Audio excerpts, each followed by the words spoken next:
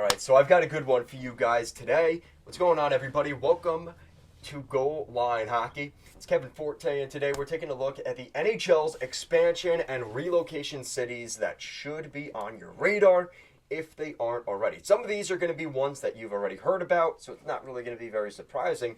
But there's a couple here that I think need to be mentioned, and names that we really haven't heard much about, really up until the last couple of weeks and recently. So to start off, we have to take a look at some of the cities that we do know about, the ones that we've heard about for a while, and those are Houston and Kansas City. Houston's hosted an NHL team in the past, the Houston Aeros, and that was a pretty successful franchise. They've also had AHL teams, they've had ECHL teams, so this isn't a new run for them in the city of Houston, Texas. Obviously, there's the strong comparisons to put them as a natural rival, a geographical rival to the Dallas Stars, which obviously would be good for the Lone Star State. There's also the opportunity to look at Kansas City, which is kind of interesting because there's two different buildings that could be on the table there, so we're going to take a look at that as well. And the newest one to the pool is Salt Lake City. Salt Lake City has had an NHL team in the past. They've had an AHL team in the past. They played in, I believe it was Utah. It was the Utah Grizzlies. And they also went to the ECHL, where they currently reside today, if I'm not mistaken. So there's obviously a lot of interest there. And it just seems like a perfect fit here. Now, when you consider the fact that in Salt Lake City, there's a lot going on, because there's two separate arenas that you could even look at, which is kind of interesting.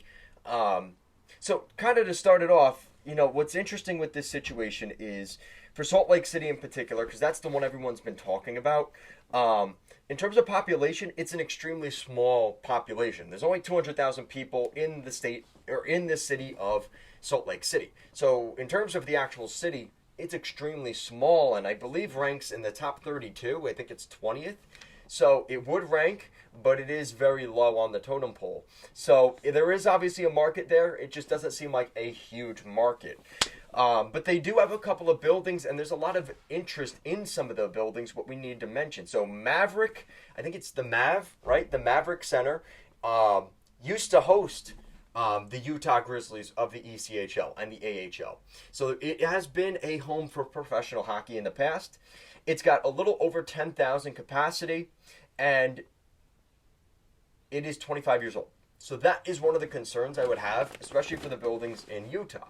But there is a solution to that, which I'll get to in a second. The other option is the Vivint Arena. Now, the Vivint Arena, from what some of you guys have said in the comments, or also known as the Delta Center, is also home to the Utah Jazz. So the Utah Jazz, there's already a tenant in there, a professional tenant, which we've seen the NHL do a lot of that, right? A lot of teams have, basketball teams and hockey teams in the same building, right? In Toronto, you've got the Raptors and the Leafs. In New York, you've got the Rangers and the Knicks. In Boston, you've got the Celtics and the Bruins. So the list goes on and on. This is not something that is a novel idea. So that could work. And for the NHL, which is very nice, this holds 14,000 people. So with NHL setup, that is pretty good, honestly. And it's actually a fairly nice looking building. But again, it's up there in age. It is 32 years old, so this is an older building, which something probably for even the Utah Jazz. They might even be considering looking at renovating this building or just completely getting a brand new building. Which leads me to the point of, instead of even renovating either of these buildings, whether that's the Maverick or the Vivint Arena, there is the possibility in, I believe, 2030 or 2031 that the city of Utah and the state of Utah and Salt Lake City are in strong consideration for the Olympics. And if that's the case and they get that bid, there would be a lot of money going into Salt Lake City.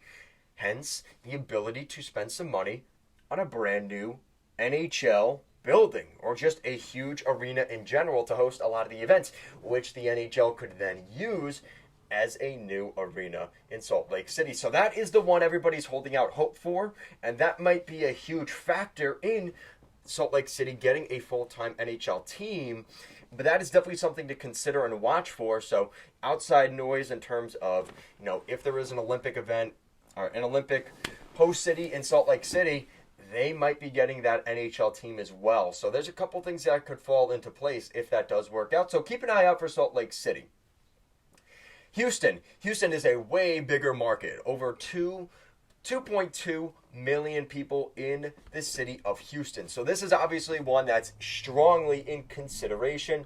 Their arena they'd be looking at is the Toyota Center, and this isn't too big of a surprise because the Houston Rockets play there, and Houston Rockets ownership has been linked to the NHL. Now, it seems like that's gone a little bit cold since the hype was growing about that.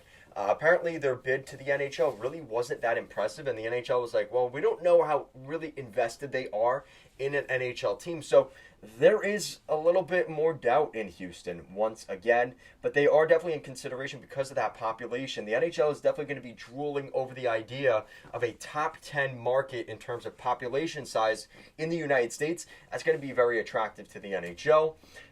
Like I said, the Toyota Center for an NHL venue hosts over 17.8 thousand seats, which obviously the NHL would be looking at that. That's a big amount of capacity. And out of most of these teams, it is one of the newer buildings. It is 20 years old, so it is still fairly old. Might need some renovations for a new NHL team, but it's nothing that, again, if you're going to spend the $90 to $100 million on an NHL franchise, maybe that's worth it, right?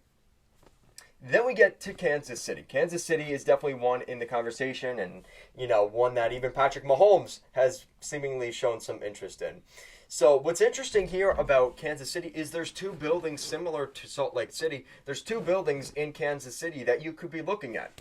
The first one is the T-Mobile Center. Now, the T-Mobile Center was originally the Sprint Center, which it's been called that for a very long time. So now, yes, I know, there's T-Mobile Arena, right? Now we're going to have T-Mobile Center, but that's kind of how things go. Now, what's interesting about this is the population is similar to Houston. It's over 2 million people in Kansas City. They already support a ton of franchises in that area, right? You've already got the Kansas City Chiefs. You've got the Royals, which actually might be on the way out. So that could be a plot of land. Wink, wink, nudge, nudge. Potentially getting a new building next to the Arrowhead. Those are all things that are going to be in the conversation. They might even look to build closer to the city of Kansas City because it is quite far from Kansas City. So maybe they avoid the Arrowhead route and maybe get a little closer. It's going to be very interesting to see how things play out there. But T-Mobile Center is a capacity of 17.5 thousand for NHL hockey. So that is definitely something to look at. And this building is 15 years old. So out of the three other options that I've already mentioned in Salt Lake City and Houston, Kansas City would have the newest building in the Sprint Center. And that building is only 15 years old. So there's definitely reason to believe that the NHL could go back to Kansas City. It's the one that we've heard the least about. I think there is obviously a conversation about how much investment there really is in the area. But I think that's kind of watered down when you consider some of the bigger people involved even in the building of the building are from Minneapolis, Minnesota. So there is that sense of investment from maybe the north into a city like Kansas City down in Missouri. So they already have a team. They have an ECHL team, the Kansas City Mavericks. They've been around for a pretty long time. They were an Islanders affiliate. I don't know who they're affiliated with now, but they've been all over the place. So this is a team that has some stability, and they've had an NHL team in the past, right? The Kansas City Scouts were an NHL franchise throughout the 70s and the 80s. So there is no reason to believe that an NHL team couldn't potentially go back there. So with that out of the way, I think a lot of the conversation is lying right now in Salt Lake City, but these are definitely other options to consider. Obviously, going north of the border, these are honorable mentions, but you have to look at cities like Quebec. Quebec City, I would love to see that natural rivalry between the Canadians and the Nordiques again. I never experienced that in my lifetime. They left before I was born, so that would be kind of nice to see. I'd love to see the design of the jerseys in Quebec back in the NHL. Those are all things that, maybe selfishly I'd like to see, but I think there is definitely an interest there. we've heard other things about maybe a team in Hamilton and another team in Toronto, and those are all going to be out there. But I want to know what you guys think down below. If there's going to be a new NHL team, where would you like to see the NHL go? Honestly, I'd love to see another kind of draft similar to what we saw this time, where like within a span of 4 years, we see 2 teams in the expansion draft, one team in the West Coast, one team in the East Coast. That way you even out your divisions, so you've got 17 teams in the East, 17 teams in the West. You still got that even shake. It's going to be difficult to make the playoffs, and maybe the NHL will revisit maybe wild card or something like that. But the NHL is growing, and I think the NHL is looking to continue to expand. They've got 32 NHL franchises. I think they definitely have room for at least 1 or 2 more. So let me know what you guys think down below. Thank you so much for watching, and I'll see you again next time.